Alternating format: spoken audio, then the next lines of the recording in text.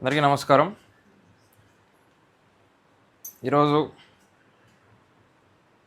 పెద్దలు, గౌరవనీయులు, ఆరాధ్య దైవం, తెలుగుదేశం పార్టీ అధినేత, అలాగే గౌరవ ముఖ్యమంత్రి వర్యులు శ్రీ నారా చంద్రబాబు నాయుడు గారి సతీమణి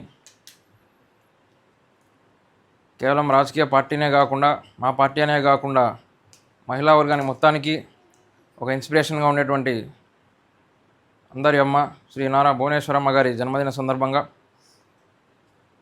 ఈరోజు మహిళలందరితో కలిసి, తెలుగు మహిళలందరితో కలిసి వారి జన్మదినాన్ని మా కార్యాలయంలో నిర్వహించడం జరిగింది.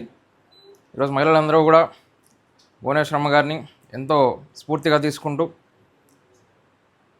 ఆవిడ కుటుంబాన్ని నిలబెట్టిన విధానం, కష్టకాలంలో పార్టీ నడిపించిన విధానం, నారా లోకేష్ గారిని ఇంతటి వారిని చేసిన విధానాన్ని అందరూ స్ఫూర్తిగా తీసుకుంటూ వారి వారి కుటుంబాల్లో కూడా వాళ్ళు అలాగే మెదులుకునే విధంగా ఈరోజు ఉందంటూ అందరూ ఎంతో హర్షం వ్యక్తం చేస్తూ ఈ జన్మదినాన్ని అందరూ కూడా కలిసి మాతో పాటు జరుపుకోవడం జరిగింది.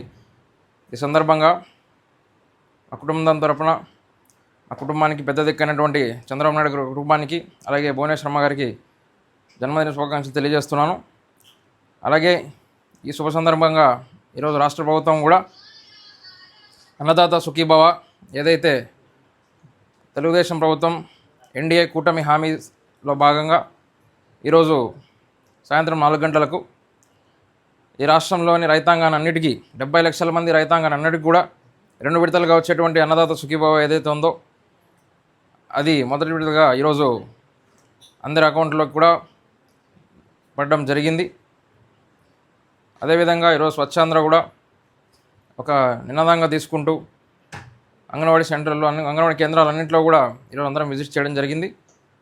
ఆంధ్రప్రదేశ్ని క్లీన్ సిటీ, గ్రీన్ సిటీగా కూడా మార్చడం చంద్రబాబు నాయుడు గారు మరి నారా లోకేష్ గారి యొక్క ధ్యేయంగా ఈరోజు ఆంధ్రప్రదేశ్ దేశంలోనే ఎంతో క్లీనెస్ట్ సిటీగా కూడా ఉంది. అలాగే అన్నదాత సుఖీభావతో రైతులందరూ కూడా ఎంతో సుఖ సంతోషంగా, కష్టాలు లేకుండా, దళారీ వ్యవస్థతో ఆ రేట్లు అనేది ఇబ్బంది లేకుండా ఈరోజు వాళ్ళ యొక్క వ్యవసాయాన్ని ముందుకు సాగిస్తున్నారు. ఈ శుభ సందర్భంగా ఈరోజు ఇవన్నీ జరుపుకోవడం ఆంధ్రప్రదేశ్ ప్రభుత్వం తెలుగు ప్రజలందరికీ కూడా ఈరోజు ఇస్తున్నటువంటి ఒక బహుమతిగా భావిస్తూ ఈరోజు ప్రజానీకం అందరూ కూడా ఈరోజు 2 ఏళ్ళు అయింది ప్రభుత్వం వచ్చి కూడా ఖచ్చితంగా ప్రజలందరిలోకి దీన్ని ఇంకా ముందుకు తీసుకెళ్లే విధంగా నాయకులందరం కూడా రాష్ట్రంలో ముందుంటామని, దానికి ప్రజలు కూడా సహకరిస్తున్నారని, అలాగే ఈ సర్వే ఏదైతే ఉందో ఓటర్ వెరిఫికేషన్ కూడా ఎంతో విస్తృత స్థాయిలో జరుగుతోంది. కార్యక్రమాలు అలాగే అభివృద్ధి, సంక్షేమం రెండు సైమల్టేనియస్గా జరుగుతున్నటువంటి రాష్ట్రం ఖచ్చితంగా రానున్న రోజుల్లో ఇంకా మంచి రోజులు చూడబోతుంది.